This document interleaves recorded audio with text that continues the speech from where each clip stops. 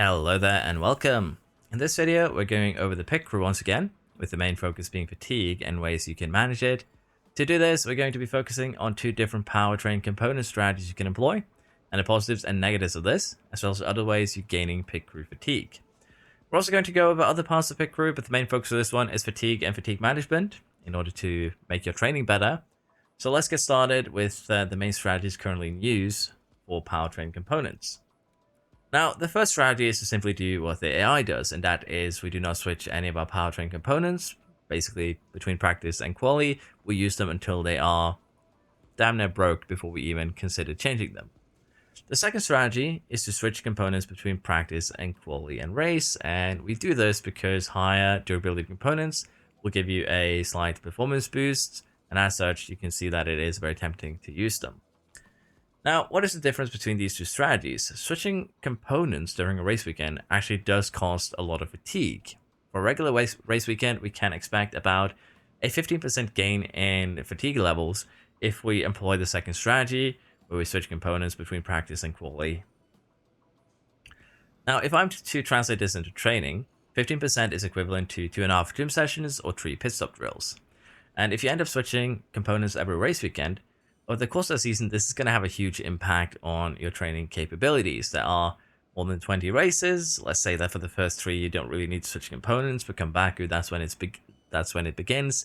You then have 20 races over the course of the season where you're throwing away potentially 2.5 gym sessions. That's a huge amount of time that you can actually shave off your pit stops if you invest all of that into, as mentioned, gym training. Now, keep in mind that also on sprint weekends, you are basically going to be doubling this fatigue. I had tested it, and if you do switch components, it does seem that you end up with 30% extra fatigue. So sprint weekends is going to cost you 5 gym session or 6 pit stop drills. So again, it's very expensive to switch components from a pit crew perspective. So the strategy that the AI does is actually, it makes sense if your focus is pit crew, and from the tests that I've been seeing, you don't actually lose too much performance from not switching powertrain components.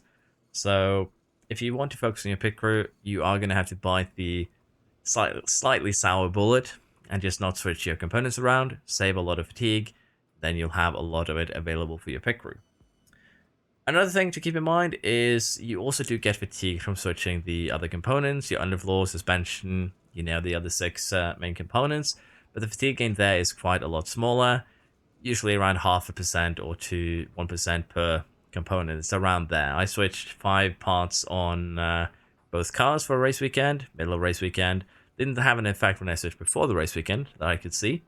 But when I switched middle of the race weekend, total of 10 components, we gain an extra 5% fatigue. So I just want to go over it really quickly before we get into how we tested this, what the idea is. So for the pit crew himself, we are going to have a look at what is expected on, Sunday. We're also going to have a look at what is expected on Thursday before the next race. And in our case here, we're about to start the Jeddah GP. We are going to do it both strategies here and have a look at the results. But we're expected to have about 3% come, next Thursday. In reality, however, for no switching, we ended up with 2% here. And for switching, we ended up with 16%. So there's already a little bit of a discrepancy there, 14% difference at Jeddah. After finishing the Australian GP, we end up with 31% fatigue. We couldn't really check this before the weekend, so we don't really know exactly what we wanted to get at, but 31% is probably around where we expected. So here we are with our powertrain component switched for practice and quali. You can see that we have 47% here compared to 31% that we had with no switching. That's an extra 16% fatigue gain, which is of course going to slow down training a little bit. We just finished the Baku Grand Prix, and once again the month ticked over. So we're going to be checking it on Monday, basically the day after the race. And for no switching here, you can see that our fatigue level is at 33%. Let's see what it is for the switching. For switching here, you can see that the fatigue level on Monday is at a good 60% at Weary, so quite a lot higher than the 33% we were having earlier. And as I said, potentially here we could see pit crew fatigue gain on sprint weekends being twice that we would expect from a regular race, seeing that we do switch components twice. Now, one of the experiments that I'd like to test before the end of this, but I unfortunately don't have time for, is to switch components midweek before the race weekend, powertrain components that is, to see if that has an effect. Basically, we switch to one components in the middle of the week, we switch to actual good ones before quali, and in theory, that might cut down your fatigue gains in half with the switching strategy, but already you can kind of see it. Using the same components would probably benefit your pit crew way more than switching, unfortunately. If you want a good pit crew, you're going to have to suck up and have some of those slightly worn or even heavily worn components on your car to save fatigue for your pit crew.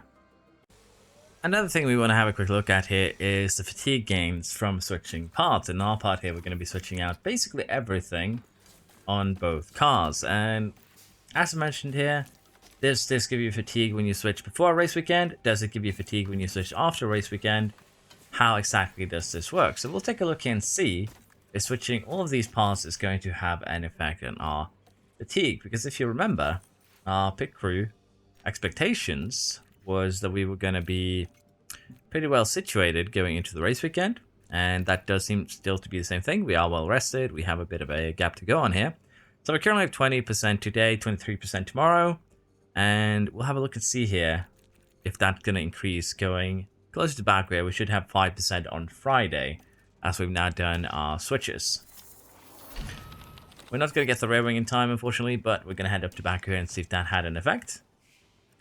And if we take a quick look here now at the pit crew, it is at 5% as expected. And since this is sprint weekend, we're expected to go up to 38% come Sunday. Let's see if that actually does carry through. So here we are after Baku. And once again, the schedule tipped over. So we were expected to have 38% on Sunday. You lose, or gain rather, recover is probably the better word. You recover about 9% of your fatigue each day. So going by that math, we can estimate that on Sunday after the race in Baku, we had 42% fatigue.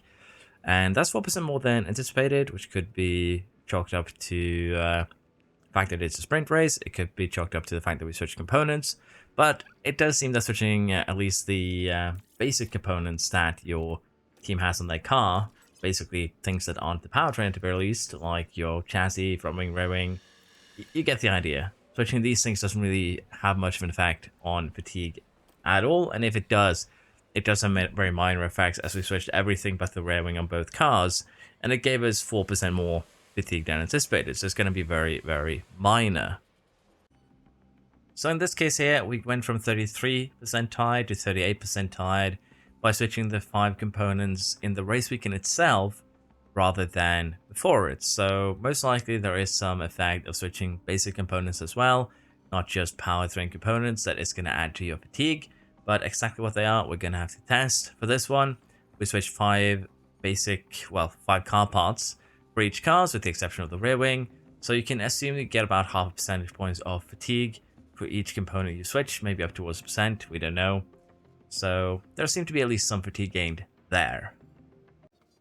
So there we go, a short little video on the pit crew fatigue. Generally now how you can deal with it. I think the best idea is just to do what the AI is doing. We'll be testing that out in future playthroughs. However, if you have anything else you are curious about the pit crew, feel free to ask me. My old video on the pit crew is still pretty much accurate with the change being to fatigue mainly and slowing down pit stop training from then. But again, if there's anything you're curious about, feel free to ask, and I might make a full updated pit stop video in the future. But for this one, the focus was on fatigue, and it took a little bit longer than I was hoping for. I was hoping to have this out a little bit earlier today, but it is what it is. Hope it still helped out a little bit. Hope you've enjoyed, and if you did, please like, subscribe, and I hope to see you next time. Bye bye.